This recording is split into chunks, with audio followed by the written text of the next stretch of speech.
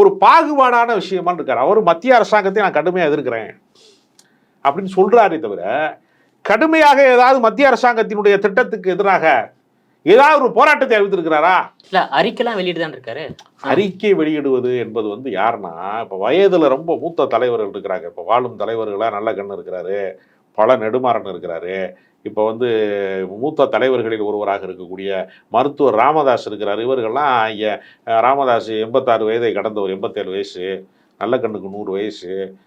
வந்து இவருக்கு வந்து அவருக்கு 90 வயசுக்கிட்ட ஆக போகுது, பல நெடுமாறன். இந்த மாதிரி முதிர்ந்த தலைவர்கள் நடமாட்டம் இல்லை, வேகமாக செயல்பட முடியாதுங்கிறவங்க அறிக்கை விடுவது ஒரு நியாயம் இருக்கு.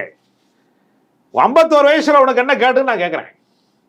களத்துக்கு சென்றால் என்ன? நீ ஷூட்டிங் ஸ்பாட்டுக்கு மட்டும் நான் வீட்டிலே உட்காந்து நான் ஸ்கிரிப்ட் வந்து நான் படிச்சுக்கிருவேன், நான் ஷூட்டிங் ஸ்பாட்டுக்கு வரமாட்டேன்னு சொல்லுவாரா? அது களத்துக்கு போறாருல அவரு. படப்பிடிப்பு தளத்திற்கு போகக்கூடிய ஒருவர் போராட்ட தளத்திற்கு போக மாட்டேங்கிறாரா? என்ன காரணம்? இப்போ அங்கே கூட்டம் வராதா? ஷூட்டிங் ஸ்பாட்டில் வந்து ஒரு பார்க்க கூட்டம் வராதா? கூட்டம் வருதுல்ல, அங்கே ஒழுங்குபடுத்திக்கிறீங்களா, பாதுகாப்பு ஒழுங்குபடுத்துறீங்கல்ல.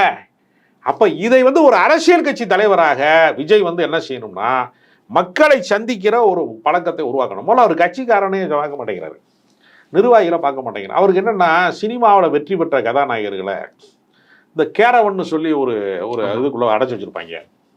ஒரு சொகுசாக வந்து ஏசிலாம் போட்டுக்கிட்டு உள்ளுக்குள்ளேயே பாத்ரூம் வசதியிலேருந்து எல்லாமே இருக்கும். எல்லாமே வந்து அங்கேயே ட்ரெஸ்ஸு மாற்றிக்கிட்டு அங்கேயே ஒரு டிவிலாம் போட்டு பார்த்துக்கிட்டு அதுக்குள்ளேயே ஒய்ஃபை வசதியெல்லாம் பண்ணி வச்சுருப்பாங்க. ஒரு சொகுசு வாழ்க்கைக்குள்ளே இருந்துட்டு, சார் ஷார்ட் ரெடி சார் அப்படின்னு சொன்ன உடனே அவர் இறங்கி வருவார். ஒருத்தன் கொடை பிடிச்சிட்டே வருவேன், பக்கத்தில் ஒருத்தர் வந்து ஜூஸ் கொடுப்பேன், ஒரு டைலாக் சொல்லி கொடுப்பாங்க. அது 2 டேக்கு 3 டேக்கு போய் ஒரு 4வது டேக் ஓகே ஆகிடும். ஓகே ஆனவுடனே திரும்ப போய் கேரவனில் போய் படுத்துக்கிடுவார். இதே மாதிரி ஒரு அரசியல் செய்ய பார்க்குறாரு. சினிமா வேற, அரசியல் வேற.